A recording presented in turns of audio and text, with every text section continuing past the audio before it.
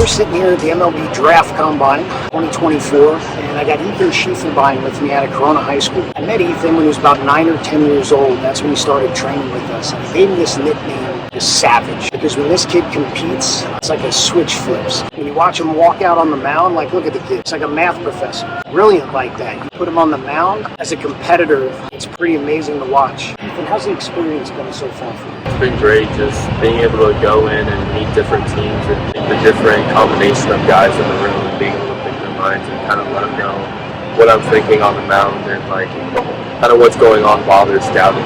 It's good to let them know what they're going to get if they pick me in. Do you feel like going on a mound and throwing in a combine is going to give an accurate representation of what they're really going to get when they draft someone like you?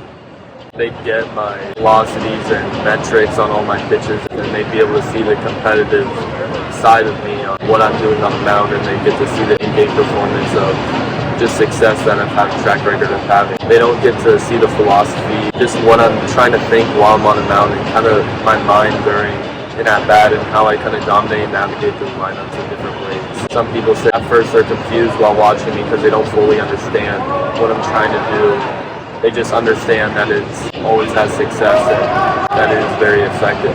For me, being able to come in and kind of explain to them and help them understand what's going on while I'm on the mound helps them out, and it also helps me for them to get a better understanding of who you are and what's going on out there. One of the questions that I've gotten from a lot of teams, you, Bryce, and Noah, a bunch of the teams are trying to get backstories and understand who guys are and get stuff they can't get in a 15-minute interview. The crazy thing is, it's like you're out here and they're testing, velocities, right?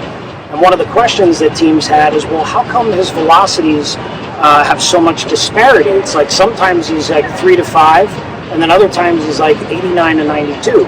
Why don't you do me a favor and talk about that for a second? Because, you and I had a conversation earlier this year. It was leading up to the season.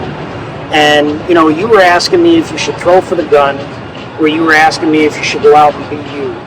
And I told you that I think that you can be the best pitcher in the country, so I'd focus on going out and doing your job. And when you need it, reach back for it. Because the truth is, that's what pitching is. That's what it's always been. But if guys don't go on the mound and just try to throw as hard as they can, it's like they're being looked at differently and negatively as a result of it. But then you have a kid like this that had a .3 ERA this year in high school, pitched over 30 innings against the best hitters on the planet last summer, gave up 1 run. How many good pitchers do you know that throw immaculate innings? There are guys in the big leagues that have never done it their whole life. You had like 3 just last summer. This kid has been doing this and training for this stuff at an elite level his whole life. He's just like Skeens. He's the kind of guy that, like, there's kids that tell him to keep a journal, and very small percentage do it. And then there's an even smaller percentage that really do it, that are continuously searching and seeking and trying to figure out how to make themselves the best version of themselves they can be. There's a lot of guys out here, you're never going to see that. This one, totally different. Talk about you as a pitcher.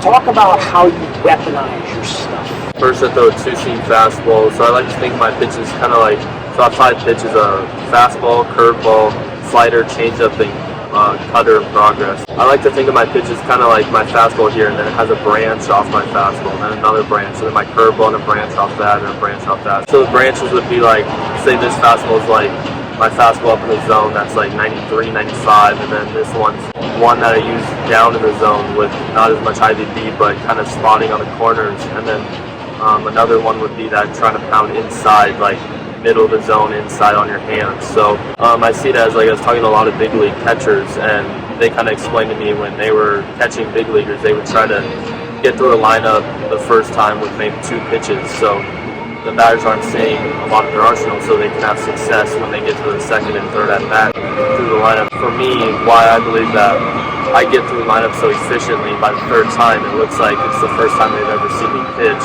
is because going through, like, your first at bat, you might have got this fastball, but it also sets up this fastball, and then it makes this curveball look differently. And then your next at bat can start you off with a different curveball that you thought you were getting another curveball on.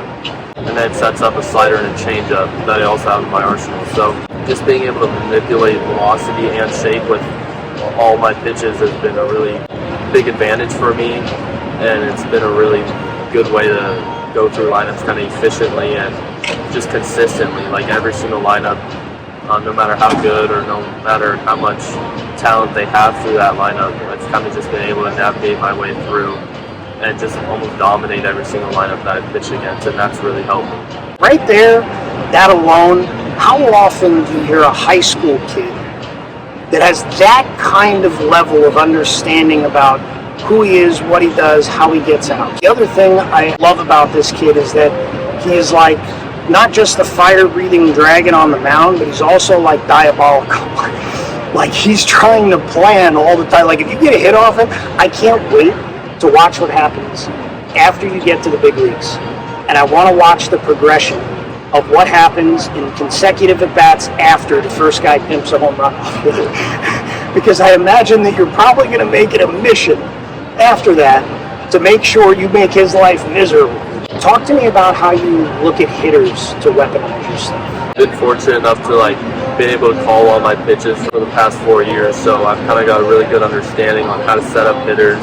And a big thing for me is knowing what your stuff does. A lot of guys have great stuff, but they don't know how to use it. Another factor for me is just knowing how to compete and knowing how to win and all the other stuff that comes from being a great pitcher other than just throwing. Like bringing great tempo to your squad. Like during your outing, you want to have good tempo. You need to be able to hold runners, mix up your look. So I've been able to learn all the other parts of pitching that's been able to help me win and not just be a thrower out there. Like I'm sure there's guys like in minor league systems right now that's never thrown a big league pitch, but they throw 100 and they have what metrics would say a gross slider. But why aren't they in the big leagues getting wins for them? It's because a lot of them don't have that winning factor, that sixth skill, and then they just don't have the mentality or knowledge or even eager to learn or develop that I'd say I have. And that's what's kind of helped me develop every single year and kind of push my way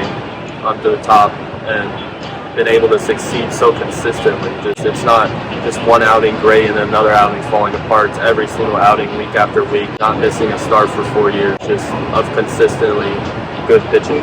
And it brings two stories to mind. It's like, when I was a kid, I always had my hand raised.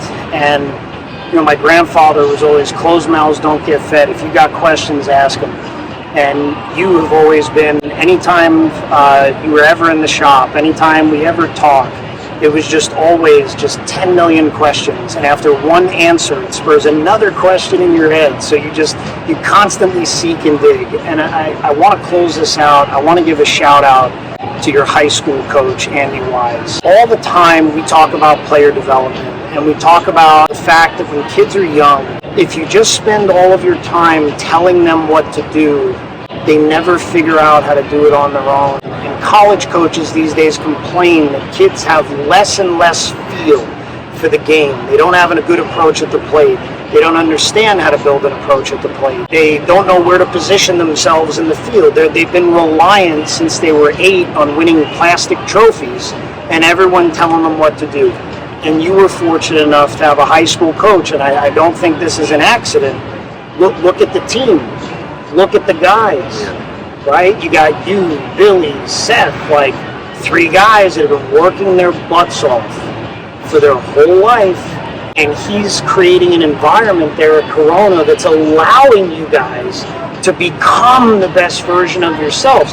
If he was busy over-managing calling the pitches, you're not the same prospect, even though you always had the potential to be, but you have to give the horse the rein. Even at practice, he gives us leeway. Even my preseason, fall, winter programs that kind of developed with him and Lenny and just all the ramp up stuff, he's giving me a whole bunch of leeway on at practice that you don't need to throw, just do your program. Being able to help yourself as much as possible at practice so you can help the team as much during the game. It's kind of what our team philosophy is too, and we see all the guys working so hard in practice. So say they make an error, it's you can't get on them. You see them working as hard as they can in practice.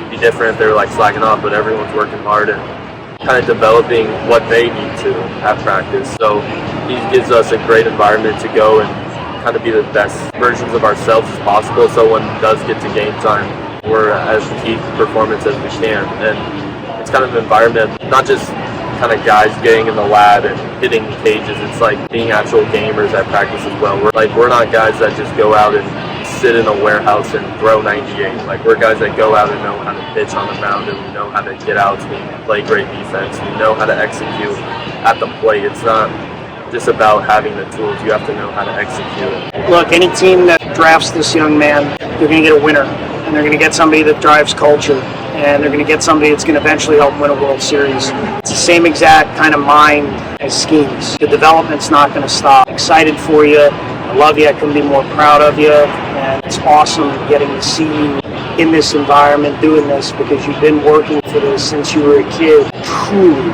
like doing this.